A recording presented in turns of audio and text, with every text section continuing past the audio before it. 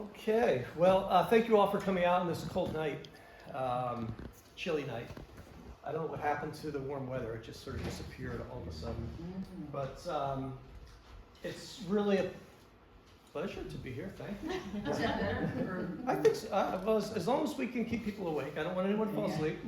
But If anyone snores, we'll yeah, all right, very cool. So I wanted to share a little bit about my hobby, I guess, pastime, metal detecting in Bucks County. How many of you have ever metal detected on your own? Ah, a few. Very cool. How many have thought about it and, kind of thought, it'd be fun to do sometime or other? How many of you were coerced to come here against your will? I know this group here, my family, it's all here against their will. But it's Tim's fault because he's the manager of advertising at Penny Power, and he's the reason my ads are in the Penny Power, and so that's sort of. But it is one way for me to get the word out in the community, and I have had a number of people contact me and say, hey, we have old property, old barn. You want to come over and have a look? So I've done a lot of that. I'm still working on some permissions I already have that I haven't gotten to yet. But so I thought I'd start by just giving a little background about myself, because I'm going to take you on a journey tonight, a little bit of a story, and this might help it make some sense. I was born in Philadelphia. We had a concrete backyard, so there was no digging in that yard whatsoever. We moved to Percy when I was 10. Tim was 4. 6. So yeah, 6. Joe's 2. And we moved to a house that had a half an acre of land. We thought we had the Cartwright Ranch. We thought we were living large. But I've always been fascinated by Greek and Roman history. It's been with me forever. And after I went to college in Philly, and then I went to grad school in New York, and when I got out of grad school, I met Judy. Well, I met Judy before that. We got married, we moved to Boston. When I was in Boston, I took some archaeology courses at Harvard, really fueling my interest in ancient history, ancient art. And that carried on. I also have collecting in my blood, as my family knows. I collect a lot of different things. One of the things that I started collecting was ancient coins, and that led me to ancient artifacts. And so in this period when we were in Boston, I started collecting artifacts, Greek Roman artifacts, more seriously. And then we moved to Europe. We lived in Europe, and we lived in France first, and then in England. When I was in England, I was surrounded by all this history. Bought my first metal detector. Then we moved to California. We moved to Boston, California, Boston.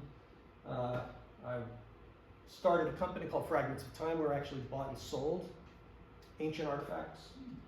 I'm on the board of an International Catacomb Society, which I have a slide on that in a minute. I was on a TV show on National Geographic Channel called Pricing the Priceless as an expert on ancient artifacts. And in 2018, I was auditioned as one of 3 dealers auditioned to be the antiquities expert for Pawn Stars. And needless to say, I didn't get selected, otherwise I probably would be, I wouldn't be here. But, and it was last year, 2022, that I bought my second metal detector. I'll get into that story. So let's do that the wrong way. Okay, so just, again, my ancient roots. This was my company, Fragments of Time. Judy was my faithful assistant here, we produced 50 catalogs, handled amazing ancient artifacts. I mean, when you can hold history in your hands and really experience it in a way that's different from seeing it behind glass in a museum, it's just a completely different experience. As I said, I have the pleasure to serve on this society with a number of academics from throughout the world, really great group of people. So I love ancient history, and that's what led me to metal detecting. So in 1992, when we were living in England, a metal detectorist went out in the woods. Actually, let me tell the story properly. A farmhand was working on this farm, was repairing a fence. And while he was working on the fence, he lost his hammer in the tall grass. And He was all upset because he couldn't find the hammer, he couldn't fix the fence. So he went back, and a friend of his had a metal detector. They said, oh, I got a metal detector, why don't you go use that to find the hammer? So this guy, this farmhand who's never metal detected before, took this metal detector out to try to find his hammer. And he started getting signals, one after the next. And he was digging up silver and gold Roman coins. 14,865 coins later, he drove them to the British Museum and said, hey, look what I found. It turned out to be the largest hoard of Roman coins ever, and it wasn't just coins, there were over 200 silver and gold artifacts as well. The British Museum, actually on his first arrival at the British Museum, they were amazed, they couldn't believe it. They went out, they brought all the stuff in, they started, they went out, figured out where the site was, he told them, they roped it off, closed it down. He showed up 2 weeks later with more coins. And I said, where did these come from? This state's off limits, nobody's left. He said, yeah, but I was cleaning out the back of my car and they fell down on the sides of my car from the first trip. So, an amazing find. It remains to this day the largest find of Roman artifacts in Britain's history. It was valued at something like £3 million back in the 1990s.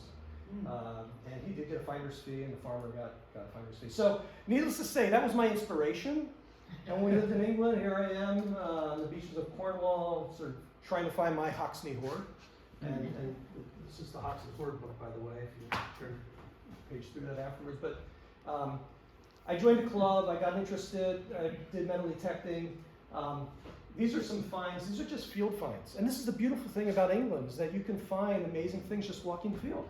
So these are from field walking, these are tiles from basically what's Roman plumbing system.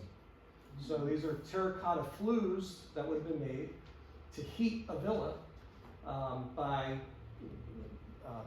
creating steam from water and fire, and then pushing that up through the flues that would circulate the hot air throughout the building. And these are terra sigillata, these are fragments of bowls, Roman bowls. This is one that actually has a stamp on it, the maker stamp. So they would, a lot of times the Roman factories would stamp, their basically a trademark on this. So just interesting from field walking. I did find coins, a bunch of Roman coins. My first coin was a George III, what they call a cartwheel penny. And when I found this, I thought, oh my God, this is a huge Roman coin. I was so excited because I was into Roman history. And when I cleaned it off and saw that it was only from the 1700s, I thought, a waste of time. and my best find was silver siliqua, Roman siliqua from the 4th century. But the stuff is so plentiful in England. I was over in England a couple of months ago, and just with a friend of mine was field walking, and again, just picked up a piece of Roman pottery on a field.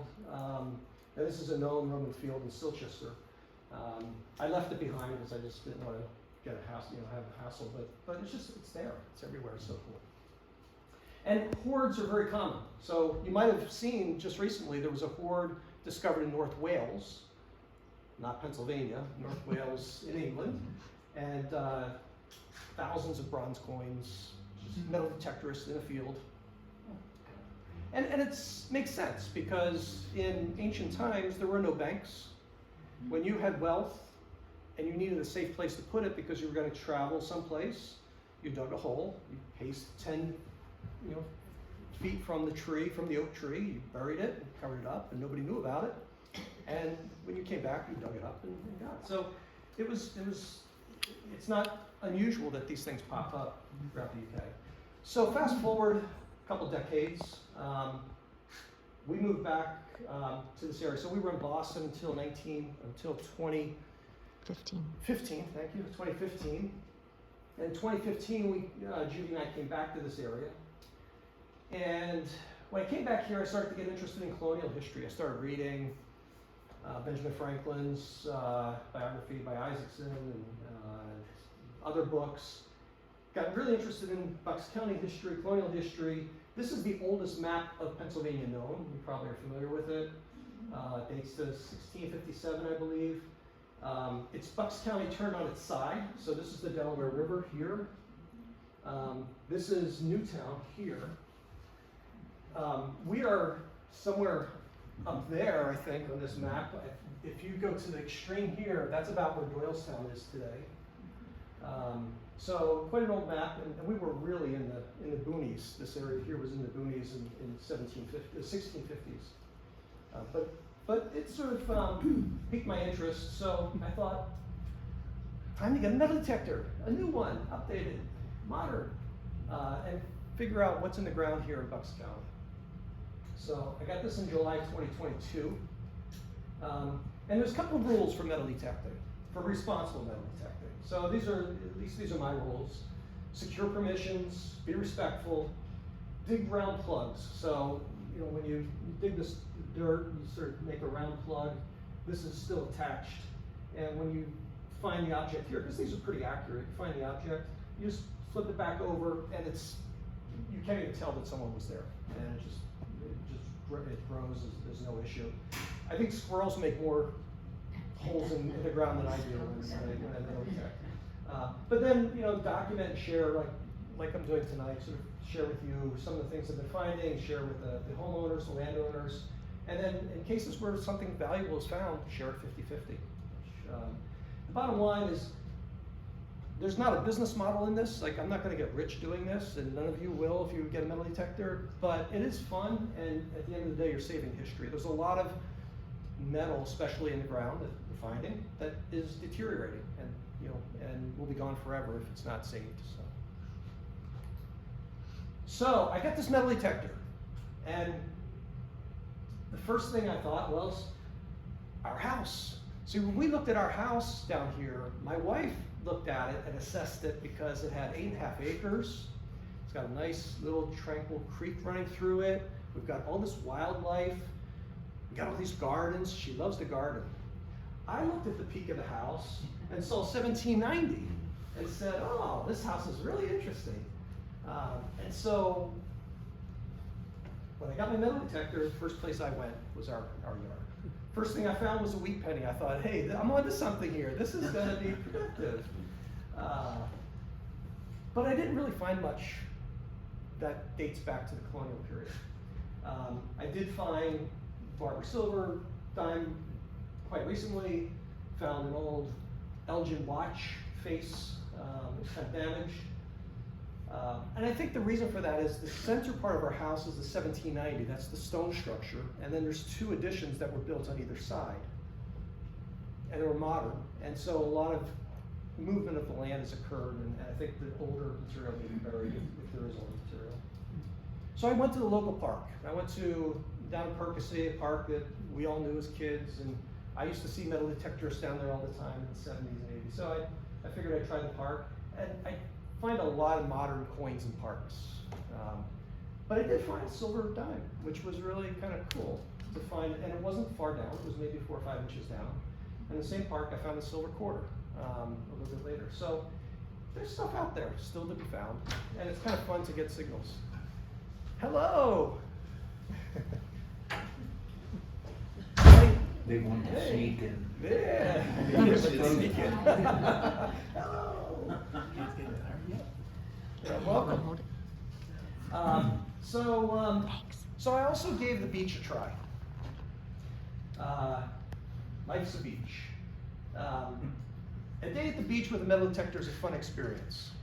You get lots of strange looks. You get lots of small kids following you around, asking you what you found, and can they watch, and can they dig, and can they, help. You find lots of, I guess, equal parts modern coins, fishing weights, and trash. But the other thing about the beach that's actually interesting is I've been doing this, and I've probably been down there 10 times this summer.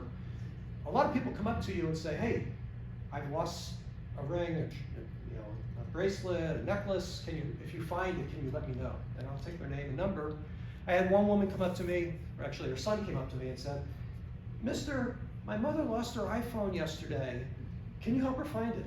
And I thought, well, does she know where she lost it? So I went up and talked to the mother, and the mother said, when she was packing up the day before, phone got dropped in the sand, and her daughter used Find My iPhone, so she knew it was in this general area. And I said, well, if it's in this general area, I will find it. She said, really? I said, absolutely. And so it took me about 10 minutes. I found her iPhone, perfect working condition. She was happy. And you know, it's, you know, sometimes you get lucky like that. I had another occasion where a guy came up to me and said his son, the day before, lost a very sentimental ring in the sand.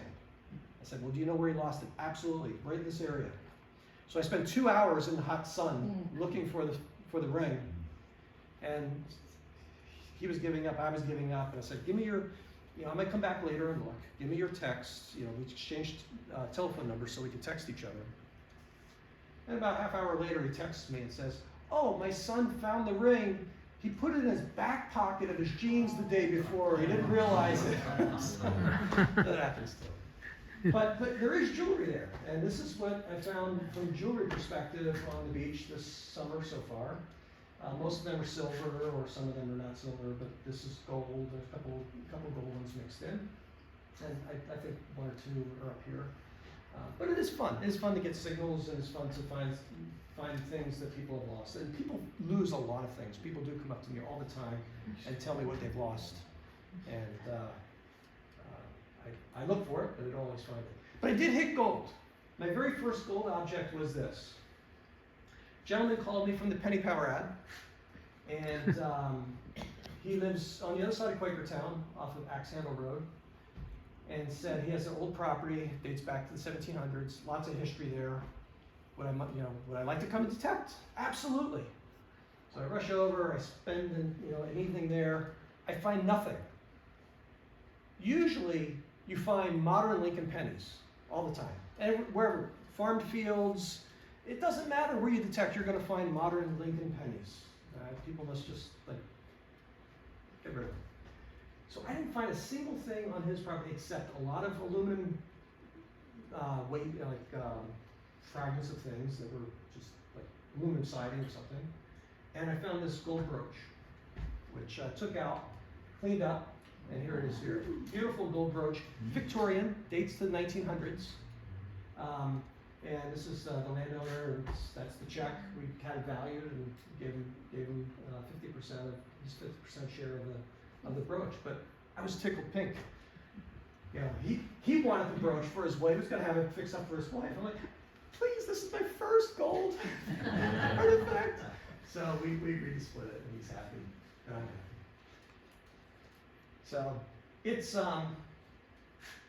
not fun always, metal detecting. It can be a little bit, the conditions in this area can be a little grueling. I don't know if you'll be able to hear this. I think you will. The video's not great, but it'll give you a sense. Oh, you know what? I lost my internet. Shoot. All right, maybe you won't get the video. I want to keep I want to keep the slides going. Yeah, but needless to say, oh, what happened?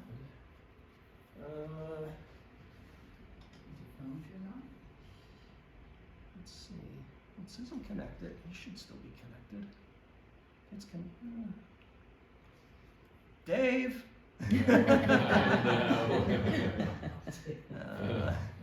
Let's see. It's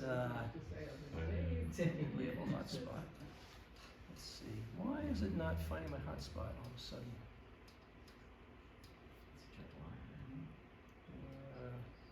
Just bear with me for a sec here.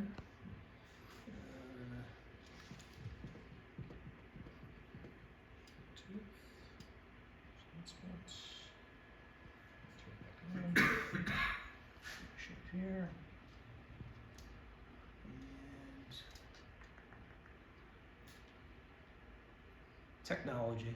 It's wonderful. Yeah, when it works. It is. There it is. It's good. Now we're back.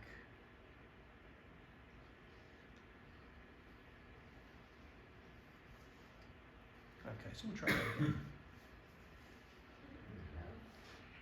Tell you what, it is cold out here today. Yeah, a bit muddy. Digging this hole, second decent signal. It's in this clump of earth there. Gotta get him to dig and see what we get. It's coming up as copper. 82, 83. It's muddy. Type of thing. My fingers are so numb. It's really raw out here. Even though I've been out on other winter days that don't seem quite, other winter days seemed a lot colder than this one, but for some reason the dampness today is really, taking a toll. And we have here a copper nail, so not a good dig, but you got to pull these out in order to find the better stuff. So that's what it's like. You don't always find gold. What made you go out in the freezing cold? Because during the week, I don't have a chance to get out. In the winter, the days are short on the weekends, and you deal with the weather. And frankly, it's one of the things that I found really beneficial about this is that it forces you outside in the dead of winter. And I'm not a cold person. My wife can attest to that. I love it warm and toasty, but it does get you outside and take advantage of it. Let's see. Yeah. Okay, so that brings me to kind of the to our farm. So this is an 1813 farm that I got permission on in Plumstead, and this is kind of the remainder of my talk tonight is really concentrating on some of the finds here because it actually turned out to be quite an interesting property.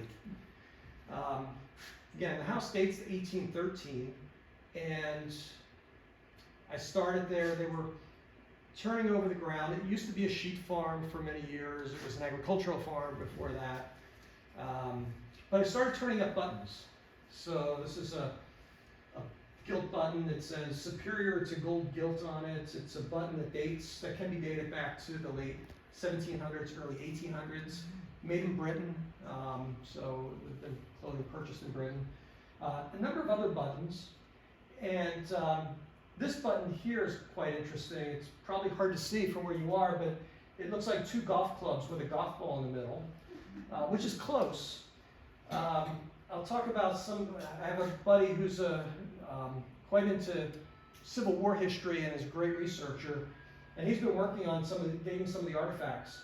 But he believes this button is actually Scottish, and that what look like golf clubs are actually long Scottish pipes, and what looks like a bear at the top is actually bagpipes, and this has a Scottish origin. And that's significant for another reason, which we'll talk about in a few minutes. Loads of buttons. These buttons here date back to the Revolutionary War period. So, and there are books on buttons, of course, that you can date all these buttons. I've also found a number of crotal bells. Anyone know what a crotal bell is? Never No? heard called that. Never heard of them. So these were, again, an import from Britain. These were used at sleigh bells, oftentimes for country roads to indicate that you were coming.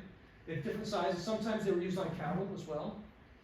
But it's basically a metal ball with iron or metal sphere with a metal ball inside, holes, and yeah, they also can be dated. Underneath, there's usually a maker's mark and a number indicating the size. But they do show up, and they're really quite fun when you find one in the ground. And these date to anywhere from the 1600s to the 1800s, mid-1800s. These probably are late 1700s, early 1800s. Also found a bunch of artifacts. Again, all coming from the same field, same property.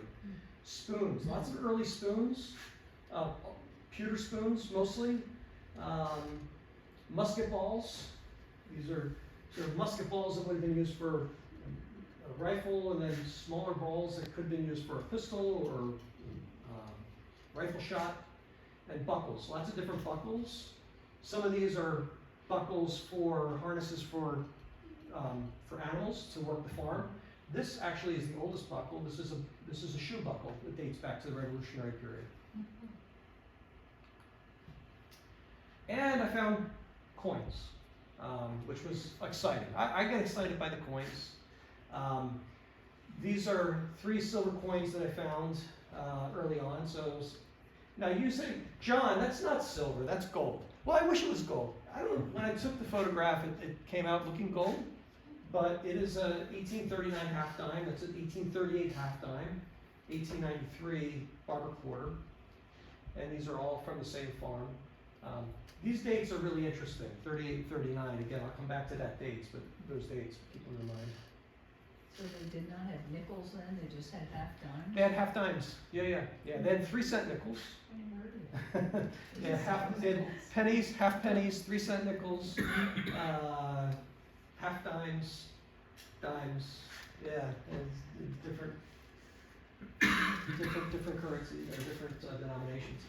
These are sort of coppers, and this is when I was first getting out in the field, is some of these big copper coins. And these are, if you're familiar with the large cent, there's a head here, a woman facing left, liberty in the crown, stars around the edge, and these are all basically the same type of coins, various levels of decay, and some of them you can start to make out the dates, but generally these are dating from the early 1800s up to the 1820s. So lots of signs of occupation on this house, in the field around this house.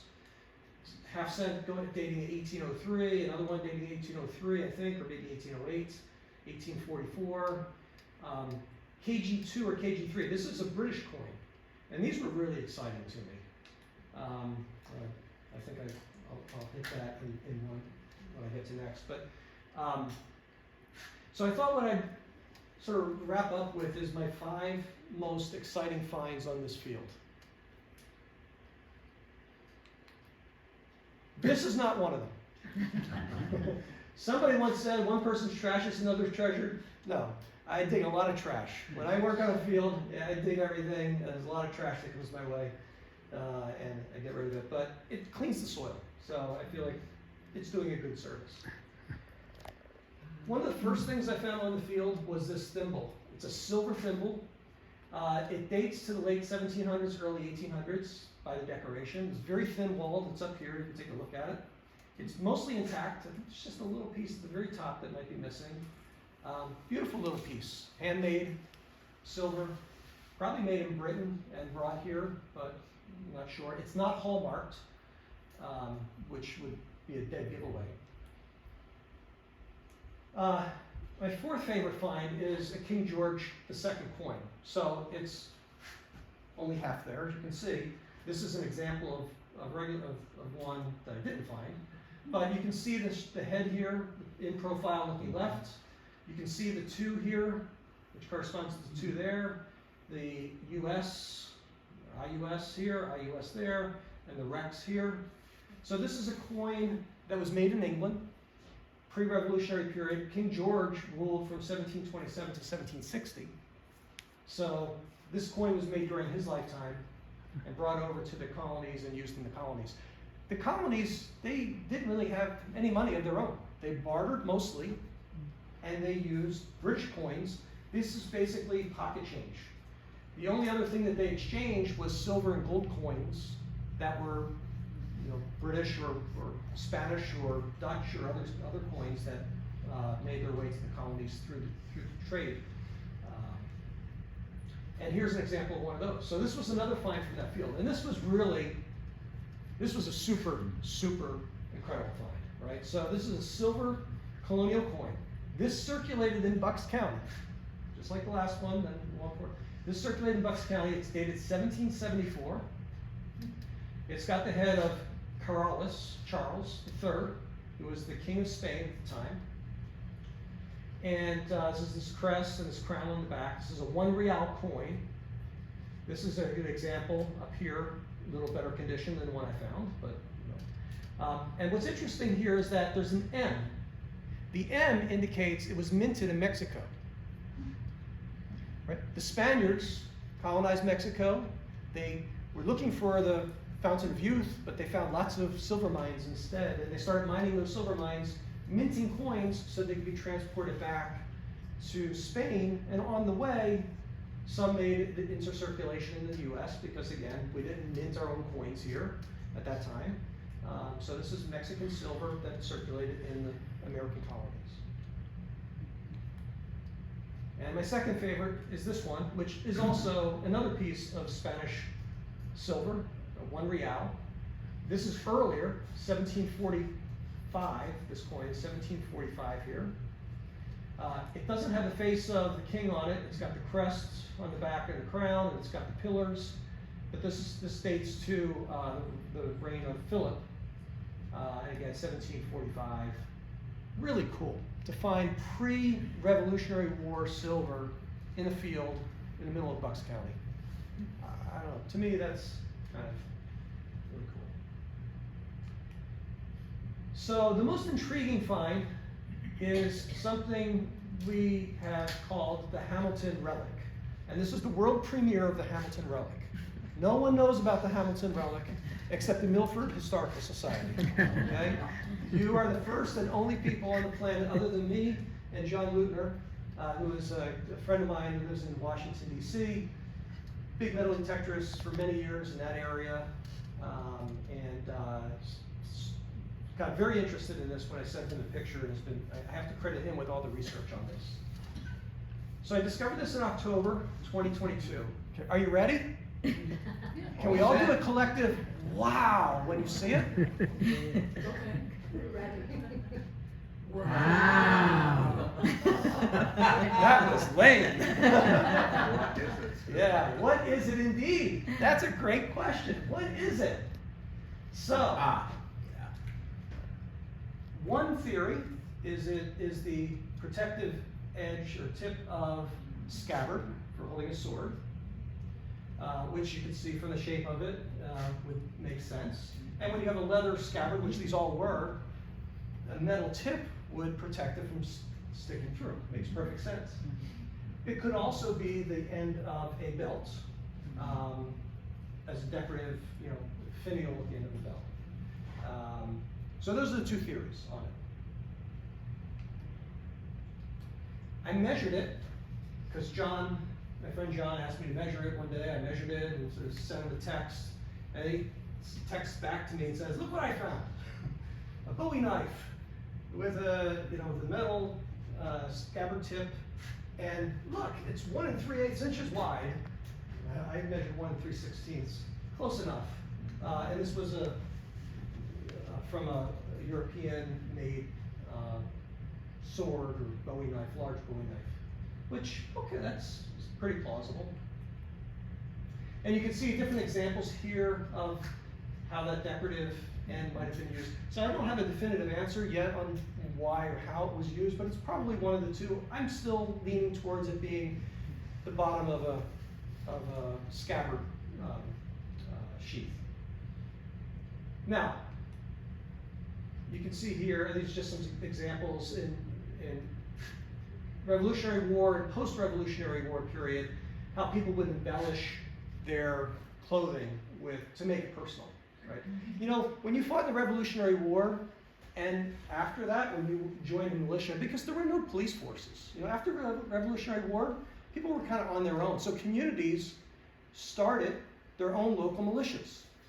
They were volunteer groups. They'd get together like this every month. They'd have a field. They'd get together. They'd hang out. They'd drink a lot, play some poker, shoot some muskets, protect the town, and let everybody know they're safe, and then go back. But if you were part of a militia, it was BYOE. Bring your own everything. The government supplied nothing except ammunition. You had to bring everything else. So you brought whatever coat you were wearing, your hat. So it became very personal. The symbols, the emblems you wore were very highly personal.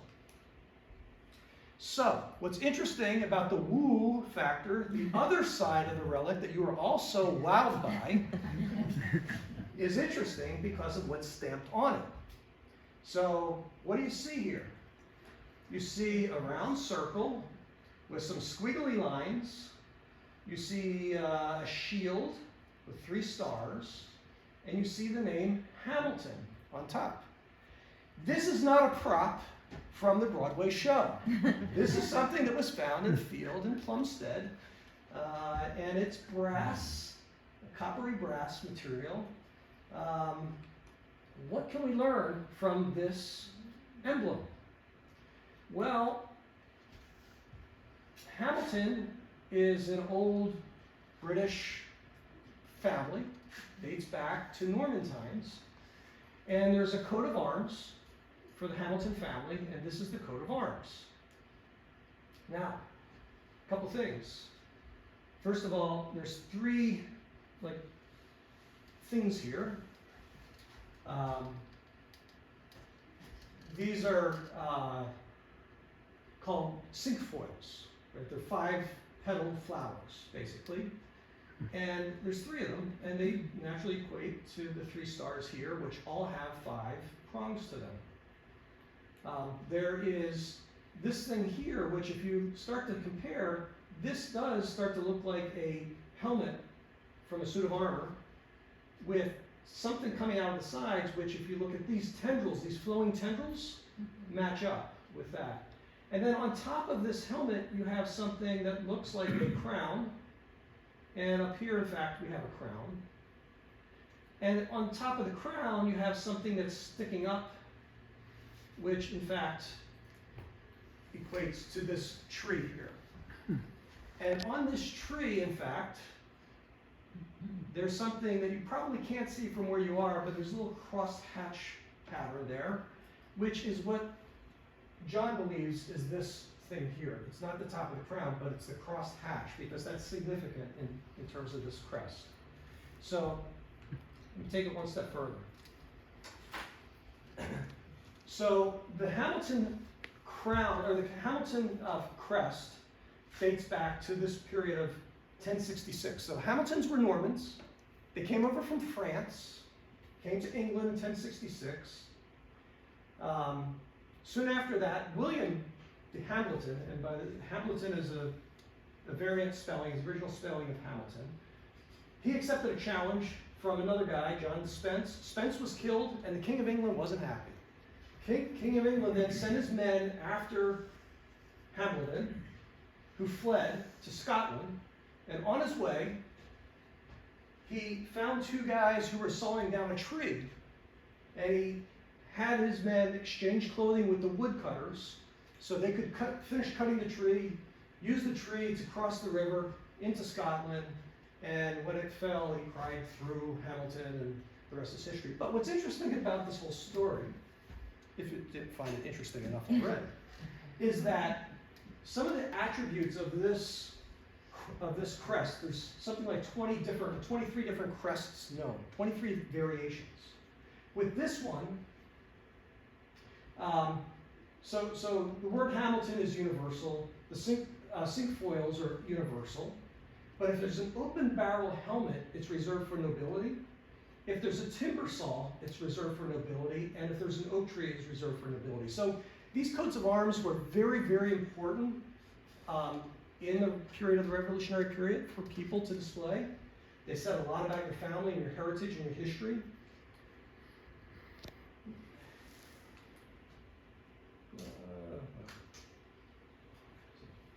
Just go back, sorry.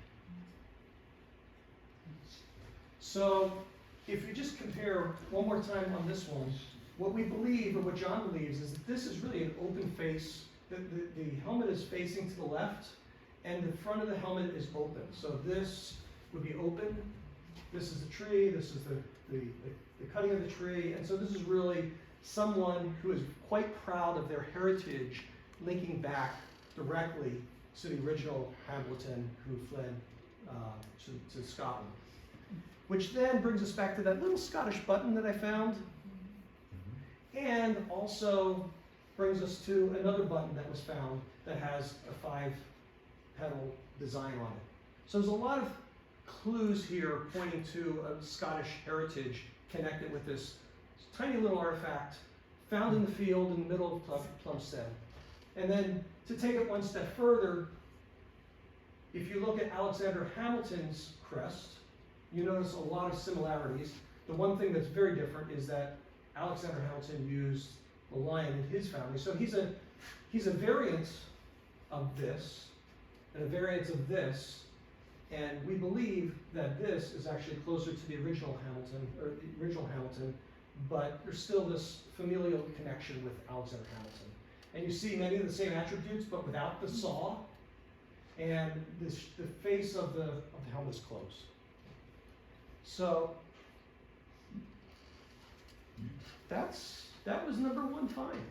And you can see that, you know, if you belong to that family, if you had the Hamilton name, you would want to emblazon it on your personal, you know, garments when you go out to that field. So you would want to show it off. And we believe that that's what's happening. This is a traditional Scottish person in full regalia of the period, but this would be an American equivalent who might have some Scottish connections. I won't go through all the history, but we did find out that there were Hamiltons in Plumstead in the they were in Salisbury first, and then in Plumstead starting in 1831. So all these finds were spread out across this field. The field is several acres, but they were concentrated in two big areas. We think that these objects, by and large, except for some of the more modern ones, date between 1790s and 1840. And that it was most likely a post-Revolutionary War campsite, militia campsite, where people got together, they hung out on weekends, as I said, practiced, and you know, sort of hung out. So in sort of wrapping up, I just want to share why those of us who metally tech do it. Because we sometimes find interesting artifacts, we sometimes find gold, we sometimes find coins, we find a lot of these things, you know, and on beaches where you're not supposed to drink, you know, you'd be amazed how many beer cans and bottle caps you find. But yeah, so we do this because the most exciting signal we find is usually the next one. You know, it's very addictive, and you also get out, you know, at the crack of dawn and are out with nature and experiencing great sunsets when you do it on the beach. So these are the reasons we do it. The sense of discovery, the sense of history. It's very meditative. If you've ever done it, or you know, you are in the zone. When you put the headphones on and you're out there, you're away from the world and you're really listening to the sounds you're hearing, because you hear different sounds that signify different types of objects, even the shape of objects you can discern from the sound. You're outdoors, you get plenty of exercise, you meet lots of interesting people, and I do have a bad tendency, I have to admit. When I'm at the beach, a lot of people come up to me and will start talking to me, and I find them very interesting, but if they have jewelry on, like I'm looking at their jewelry thinking, oh, you know, if you lost one of those earrings, it's so funny. You see people in a completely different way. And you get to interesting places, and there's a challenge, a certain sport to it, to go out and, you know, on a cold day in the middle of a field that, you know, that no one gave a second thought to, and actually find something really interesting. It's fun, and you just never know what you're going to find. So, which brings me back to the Hoxley hoard. This is it on display at the British Museum. So, all 14,865 coins and some of the artifacts he found. And I went through I was there 2 years ago. They've taken it off display, actually, currently. They're cleaning it again or whatever. But 2 years ago, I was there. They had it all set up majestically in this long room. You go through and you see all the coins and the artifacts all laid out. And it's so incredible to see the wealth that was found in this one field by this one metal detector. But I felt it was very fitting what they did, what the British Museum did. At the very end of the exhibition, as you're ready to exit, they had one plexiglass display. And in the display was the hammer that led to the discovery. So even insignificant things like that sometimes can lead to great discoveries. And yeah, and that's kind of my story. I'm always interested in exploring old houses, old farms, plowed fields, unplowed fields, backyards, front yards, side yards, you name it. And yeah, happy to take. I know it's dark, it's late, but anybody has any questions? Happy to take any When you questions. go out in a large field, do you find, like, when you start finding stuff, is it concentrated in one spot, or is it all over the place? It's a little of both. When you start finding some interesting things, you kind of focus on those areas, and so by default, I guess it becomes concentrated. On the field I'm working on, Plumstead, most of the finds are concentrated in two particular areas, and in both of those areas, there's remains of old stone foundations that probably predate the house. One might have been like a salt cellar, one might have been an outbuilding of some sort, or I don't know, but you can tell there's definitely stone foundation work that's remains there. Yeah. To things that you might find, valuable or whatever, let's see how I can put this, might they migrate because of floods around streams, get washed down? Yeah, sure. Is that Yeah, a possibility? yeah, absolutely. Yeah, I did a site down near Washington's headquarters off of, they had a temporary headquarters off of Old York Road at one point. Manasset House, I think it is, the exact name, but somebody called me who had a field quite close to that. But it was from Washington's headquarters, you go down a hill, cross a stream, and then up a hill to this person's property. And I thought, things could have washed from the field, but nothing yet. I've only been there once. But yeah, for sure, there's a lot of movement, and it's more than that. Like the Earth changes, and it's the atmospheric conditions, how you're feeling on that day, how the metal detector moves over a coin in terms of the angles of everything. That you can go over a field 100 times, and then go out the 101st time and still find something in a place that you swear you've covered exhaustively. And I think it's, everything from humidity to the soil to earthworms in there moving things around. You just never know, but things shift. Isn't there an expression like that? Shift happens. Yes. So what's your plan of attack when someone calls you up and says, hey, I live in an old place and, Yeah. what do you do? You First thing I do is I use a bunch of sites that will allow me to take a modern map and overlay it with old historical maps. So I can look and see where the old roads were, because many times when they were putting a new road, as you can probably know, it didn't follow the old road. It was like the old road, they had to use the old road, so they put a new road next to it, and the old road got discontinued over time. Just roads shift, and buildings come and go, and patterns change. So that's the first thing I do is look and see what was around it in 1700. Usually, these mapping sites don't go back quite that far. Usually to the mid-1800s is about the earliest I can get, but still, it's a lot of history. And that gives me a good flavor for what might be happening in that area, what's around it. And then talk to the property owner, to find out what you know about the property. Surprisingly, a lot of people know a lot about their property, and that's very helpful. And then from there, if there's an old barn, look at the pattern, or what's the logical path from the house to the barn, what's the logical path from the front of the house to the road, and sort of concentrate on some of those areas that would have been most traveled. And the fields, I'm just surprised that you find, because you don't know, like you said, there was old stone structures. So I just think that seems like a lot of work in some of these fields that, obviously you really love it. You can tell that you really love it. Yeah, I mean, sometimes you go out, it's like baseball. Sometimes you're in a slump, you go out, you swing, you don't hit the ball. But you're outside, you're with nature, you're exercising, doing all those things. But mostly, I don't think I've ever had a day where I found nothing. I always find something, and something other than trash, basically. So yeah, we sometimes lose sight of how much activity occurs across the land over time. Just even when you think about your own properties and how you have parties and barbecues and people come and go and move things around and build things, tear things down. I had a guy in a house in the center of Doylestown who was a contractor, bought the house and was tearing down the back porch and the front porch. And he asked me to come down and see, because he was finding pennies all over the house, Indian pennies.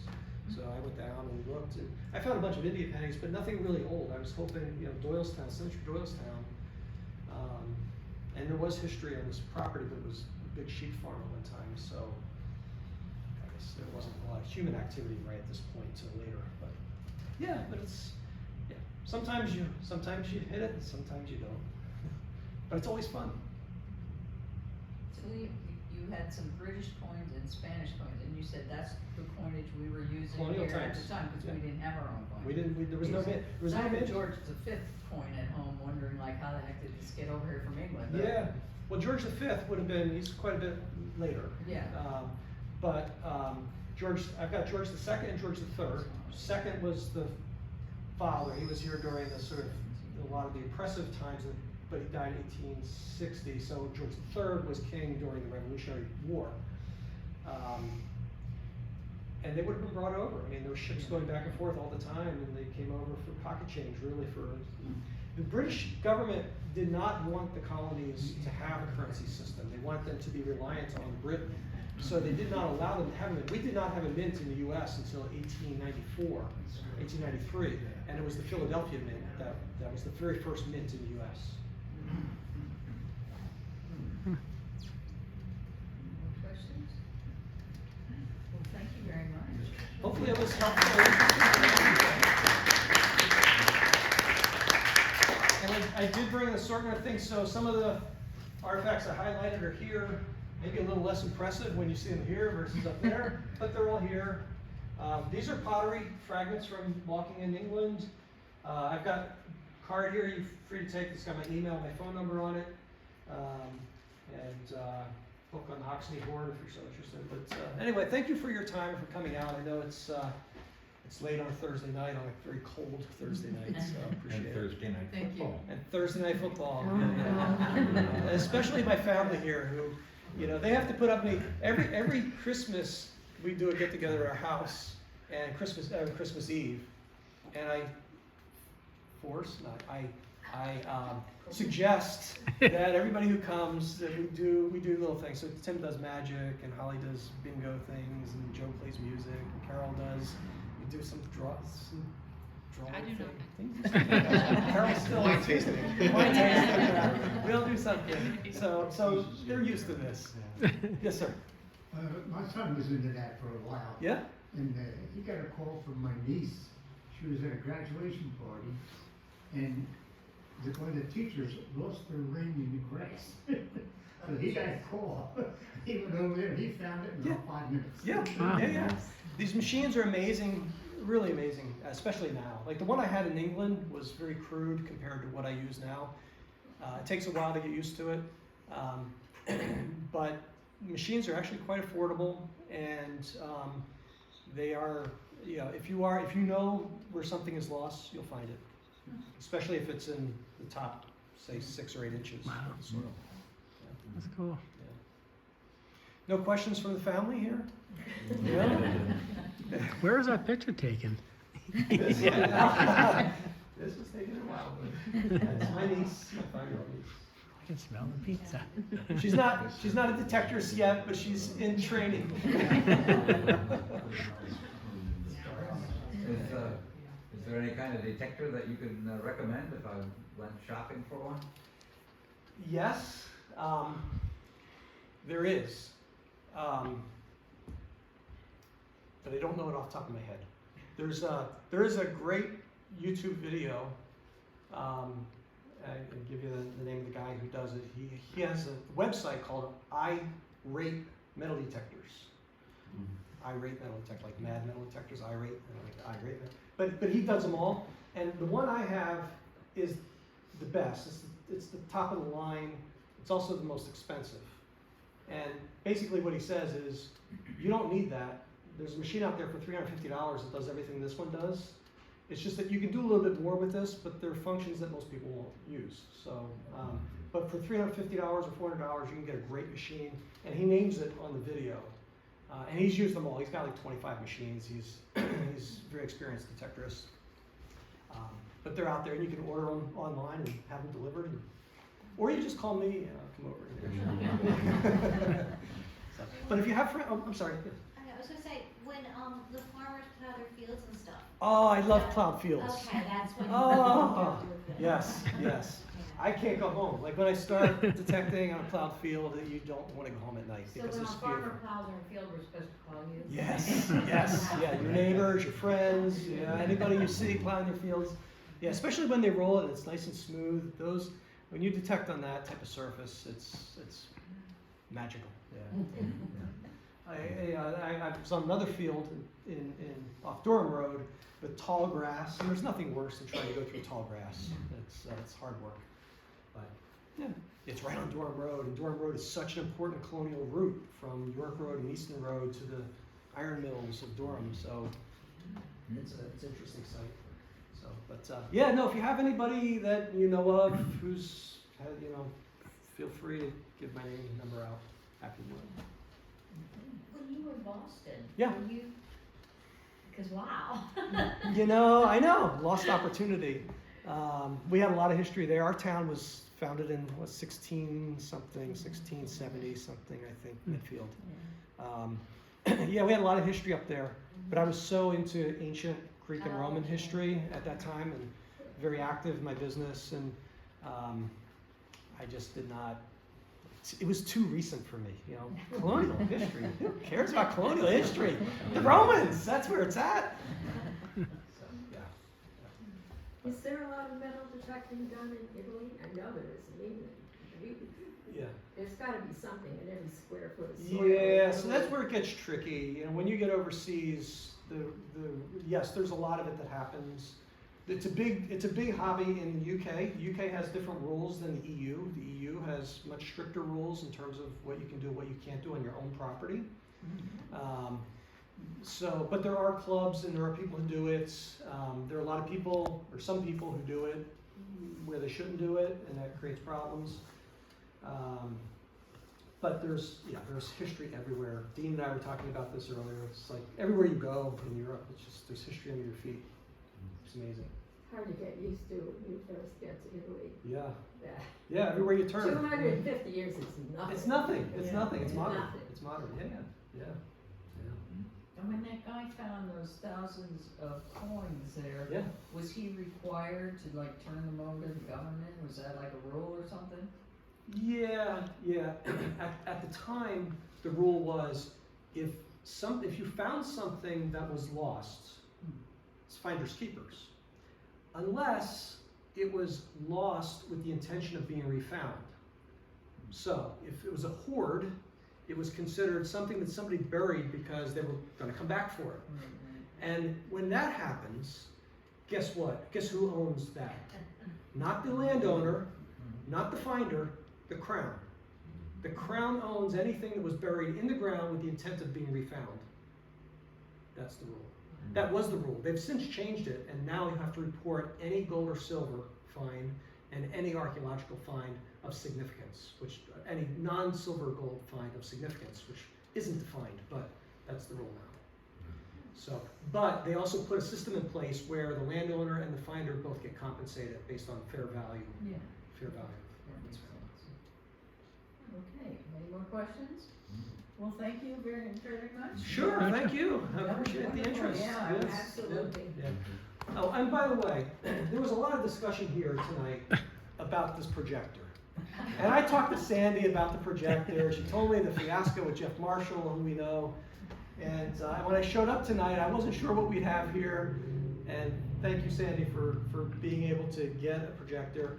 And thanks to the group for voting to buy one. But I decided that I was going to donate a projector to the group as a gift to the group for future speakers. So I was going to use it, but since you had one, I figured we'd use this one.